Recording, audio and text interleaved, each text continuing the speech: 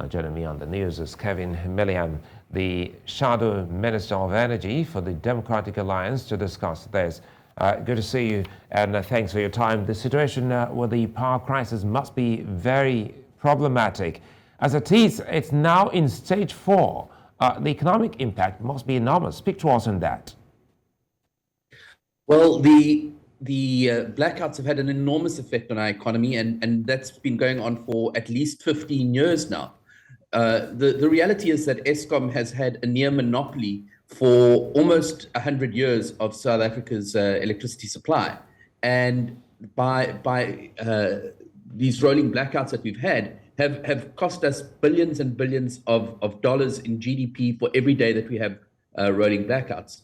It's not the worst that it's been at the moment. Stage 4 is not the worst that it's been. Last week we were at stage 6, but we are at a record number of hours of rolling blackouts this year. It's a record, and the reality is that not enough is being done to acquire new generation capacity to alleviate the burden on Eskom and allow them to do the maintenance they need to do. Kevin, help us if you will. Unfortunately, it is looking like this situation has come to stay for the long term. What hope is there for the South African who these rolling blackouts and power cuts have impacted?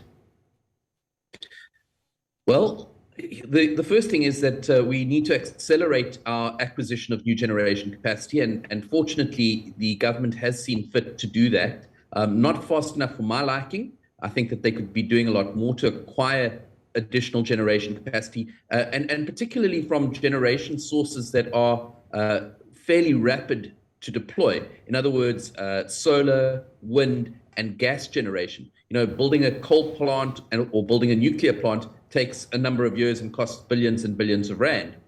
And so you need to be able to deploy additional generation capacity quickly. Similarly, we need to build storage capacity at the same time. And then we need to look at demand management and how we can incentivize businesses and consumers to either generate their own electricity or manage the electricity that they use better. And Kevin, Eskom's board was reconstituted just last week. Perhaps what impact is that action expected to have on the power crisis? There seemed to be some kind of effort from the company, isn't it? Well, it's an effort from government. The board is constituted by the Minister of Public Enterprises, Pravin Gordhan.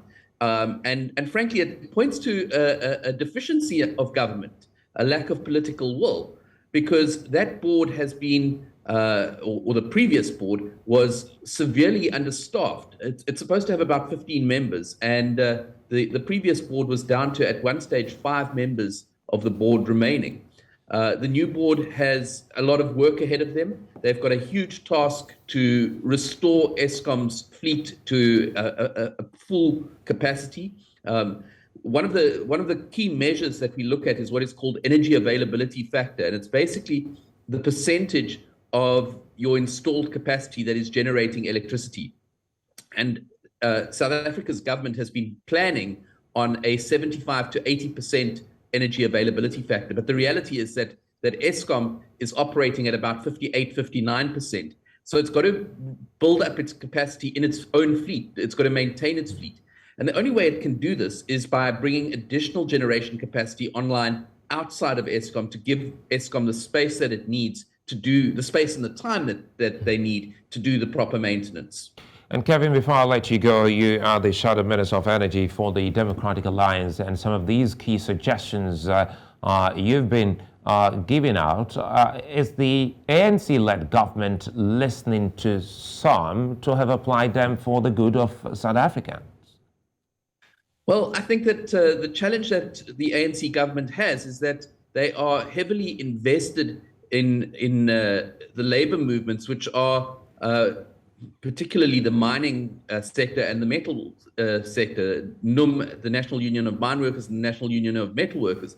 And they are, or have an undue influence over the South African government's policy. And in particular, they have a strong desire to maintain the coal-fired power stations. Now, the challenge that we have is that those coal-fired power stations are very, very old. and their maintenance is falling behind, and as a result, our available electricity generation capacity is falling off.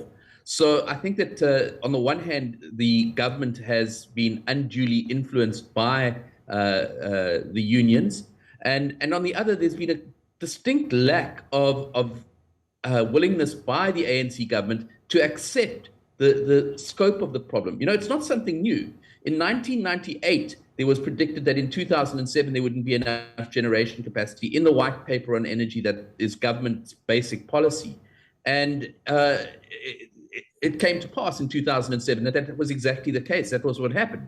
And since 2007, government has not done enough to address the problem. It's only now that the magnitude of the problem is becoming almost impossible to overcome that they are stepping up their approach to acquiring new generation capacity and to opening the grid to independent power producers.